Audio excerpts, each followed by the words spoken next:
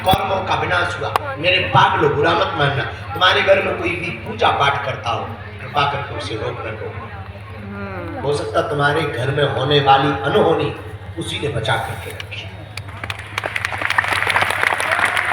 होने वाला तुम्हारा बुरा उसी ने रोक करके रखा हो। और कई बार रोकने टोकने वाले पूजा पाठी व्यक्ति का जब मन खिन्न हो जाता है तो वो तो चुप हो जाता है, लेकिन परमात्मा जब मार लगाता है तो पूरी दुनिया में दिखाई देता है। हमारे घर पर पूजा पाठ करें, बहुत धर्म कर्म सत्कर्म करें। हमारे संतों में कहावत, हमारे महात्मा हमको बताते रहते हैं, हमारे महात्मा कोई महात्मा बनता है तो लोग रोकते महात्मा उत्साह बनता, पढ़ो पढ़ो क्या ठिकाना इसके महात्मा बनने से शायद कितनी पीढ़ियों का कल्याण। इसलिए कोई पूजा पाठ करे ना तो विदुर जी को रोक। विदुर जी चले गए, कौरवों का विनाश हुआ। विदुर जी गए, बहुत दिन बाद भगवान के परम प्रिय सखा महाभागवत श्री उद्धव जी से विदुर जी की मुलाकात। बहुत दिनों बाद यमुना के तट पर जब मिले, अचानक विदुर जी ने गले लगाया। कैसे हम ठीक, आप कैसे? हम भी ठीक। प्रेम पूर्वक वार्तालाप। धीरे धीरे विदुर जी ने पूछा क्या हुआ महाभारत का? युद्ध हो गया, कौन जीता? और तुम्हारे ठाकुर जी कहाँ हैं आजकल, कहाँ घूम रहे? उद्धव जी की आंखें, अरे तुम्हें पता नहीं महाभारत का युद्ध तो कब का हो गया? कौरव मारे गए, पांडव जीत गए। विदुर जी बोले वो तो हमें पहले ही पता था, लेकिन तुम्हारे ठाकुर जी कहाँ? आंखों में आंसू भर के उद्धव जी कहते हैं वो भी कब के चले गए, बहुत दिन हो गए। ठाकुर जी धराधाम चले अपने धाम। विदुर जी की भी आंखों में आंसू आते, रोते हुए विदुर जी कहते हैं क्या भगवान ने कभी मुझ जैसे अकिंचन को याद किया? क्या गोविंद को कभी हमारी याद आई? इस विदुर की याद आई? क्या इस विदुर का स्मरण आया? कभी भगवान ने कोई चर्चा की? उद्धव जी की आंख भर आई। बताए उद्धव क्या बोले? अरे विदुर तुम्हारे जैसा भाग्यशाली कौन होगा? क्यों? विदुर जी जब भगवान अपने धाम को जा रहे थे तब तुमको ही याद करो। देश देते हुए गोविंद ने कहा हमने सबका कर्जा चुकाया, पर गोविंद बोले एक कर्जे का हम ऋणिया है। सबने पूछा किसका? गोविंद बोले हमारे प्यारे विदुर जी का कर्जा हमारे ऊपर। विदुर जी की आंखें डब डब होने लगी। हमारा कर्ज भगवान के ऊपर कौन सा था? ऐसा आकर हमने क्या किया? कौन सा कर्जा? उद्धव जी बोले अरे बाप रे हो क्या? तुम्हारे घर पर भगवान ने साग खाई थी, उसका कर्जा। विदुर जी रोने लगे, कितने दयालु है। साग का कर्जा? अरे सूखा बथुआ की साग। हमारी विदुरानी भी इतनी पागल, केले खिलाने की जगह केले के छिलके खिलाते। ये ठाकुर जी इतने प्यारे के बड़े चाव से पाते। भला ऐसा स्वभाव किसका? विदुर जी आंखों में आंसू भर के खूब रोने लगे। और क्या कहा? उद्धव जी बोले बहुत उपदेश दिया आपके लिए भगवान ने, कि जब भी मिले तब हमारी खबर जरूर देना। क्या? तो फ्रेंड हम लोग मुस्कुराते हुए उद्धव जी कहते हैं मैत्रेय मुनि को आपके लिए कुछ संदेशा मिलना। कहाँ मिले? देखो कहीं ना कहीं वो मिल ही जाए। हरिद्वार की तरफ जाओ, गंगा के तट पर कहीं ना कहीं आपको वो मिले। विदुर जी की आंखों में आंसू आ। भगवान के जैसा बड़ा कौन दयालु होता है? अच्छा देखना जरा, भगवान को भोजन कराने वाले कितने लोग हैं? लाखों लोग, लेकिन भगवान को याद किसकी है? विदुर जी।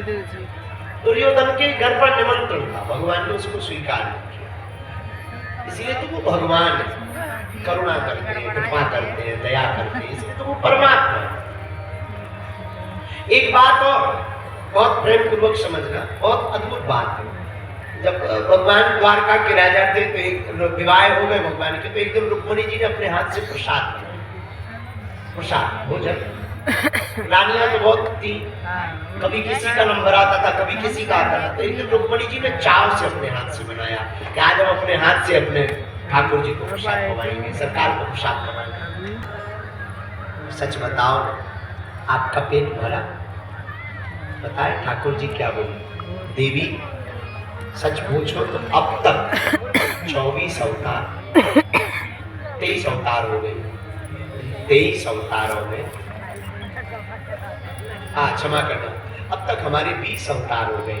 इन 20 अवतारों में हमारा 2 ही बार पेट भरा है।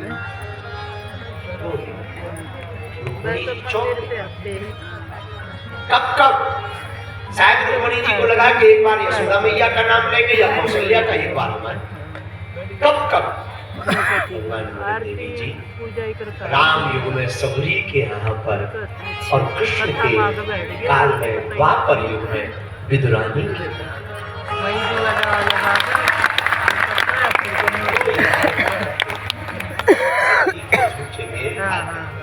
विदुरानी की बधुआ तो ही हमारे पेट की पूर्ति हुई। इतना सुनते ही रुक्मणी की आंखों में आंसू आए। धन्य है ठाकुर जी, इतने प्यारे, ऐसा सुंदर स्वभाव, ऐसा स्वभाव है हमारे ठाकुर जी का। बड़ी कृपा की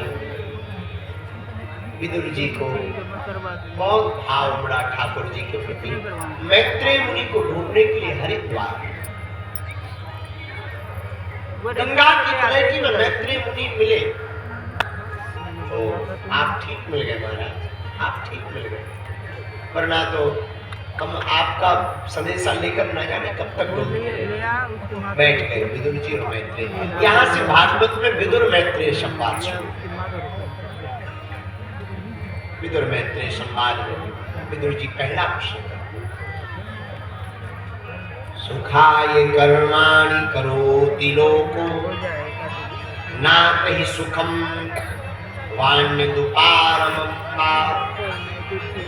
पहला बड़ा प्यारा प्रश्न, महाराज सुख क्या है और दुख क्या है, इसको विस्तार पूर्वक बताइए। सुख क्या है और दुख क्या है? मैत्रेय मुनि कहते हैं विदुर जी, कामना के कांटा को लगाना दुख है, और कामना के कांटा का निकल जाना सुख है। दुख क्या है और बारीकी से समझ लो। जो हम चाहते हो वो ना हो वो दुख है, और जो हम चाहते थे वो हो जाए यही सुख है। बहुत साधारण अर्थ में सुखी है दुखी है। दूसरी बात, हम दुखी कब होते हैं? जब अपने मन का नहीं। जैसे हम कामना करके जाएं तो बागेश्वर धाम जाएंगे तो गुरुजी मिलेंगे, चाय मिलेगी, बढ़िया कमरा मिलेगा, वीवीआईपी ट्रीटमेंट मिलेगा, मंच में चढ़ने को मिलेगा, फोटो भी गुरुजी सेल्फी लेंगे, वीडियो में हमारा नाम बोलेंगे, हमारे बाप का नाम बोलेंगे, लुगाई का नाम बोलेंगे।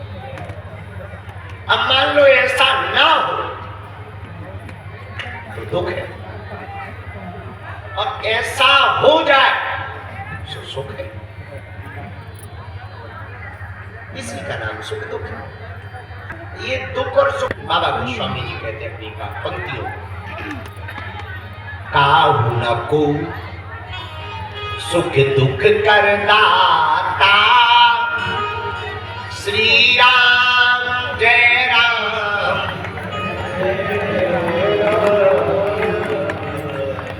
काहू न को सुख दुख करदाता। बाबा कहते कोई किसी का सुख दुख का दाता नहीं, सब अपने अपने कर्म से भोगते हैं। यहाँ जितने लोग दरबार के लिए बैठे हैं, तुम पड़ोसी के दुख से दुखी नहीं हो, अपने दुख से दुखी, और अपने ही कारण। ना तुम कामना करो ना तुम दुखी हो। दुखी कौन होता है? जो कामना करता है। बुरा ना मानना, आपने कामना की कि मकान बन जाए, मकान नहीं बना तो दुखी होगे। और कामना किसने की? किसने की? जोर से बोलो। आपने। अब आपने कामना की तो आप ही दुखी हुए। अब कामना ना करो तो हमेशा सुखी रहो, कोई काम नहीं है, आनंद है। भगवान जो दे दे सो बढ़िया, ना दे दे सो बढ़िया।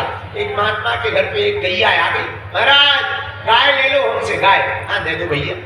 महात्मा बड़े खुश, बढ़िया रहेगा, दूध मिलेगा, लपसी छनेगी, खीर छनेगी, रसगुल्ला होगा, रसमलाई होगा। हाँ 4-5 दिन बाद चेले का दिमाग खराब हो गया, गैया वापस ले गए। क्या होगा बड़ा का चेला, गाय वापस ले गया। जब गाय वापस ले गया, चेलों का दिमाग खराब। गुरुजी ने पूछा क्या बात है? गुरुजी क्या बताए, जो गैया दे गया था वो गैया ले गए। महात्मा बोले बढ़िया हुआ। क्या बढ़िया हुआ? बोले ये बढ़िया हुआ, गैया चली गई, गोबर उठाने के झंझट से बच गए, भूसा ढोने के झंझट से बच गए। ठीक तो ठाकुर जी को भोग लगता था दूध का, अब नहीं है तो गोबर उठाने के झंझट से बच गए। बस इसी को सुख कहते हैं। दुख किसको कहते हैं? हम अपने ही द्वारा कामनाओं को पालते, बस ठीक है, अपने ही द्वारा कामनाओं को पालते हैं, इसको दुख कहते हैं। अपने ही द्वारा कामनाओं की जब पूर्ति हो जाती है, इसको सुख कहते हैं। इसलिए मेरे पागलों, एक बात तुम नोट कर लो, तुम्हें दुखी होने से बचना है तो कम से कम कामनाओं को रखना है।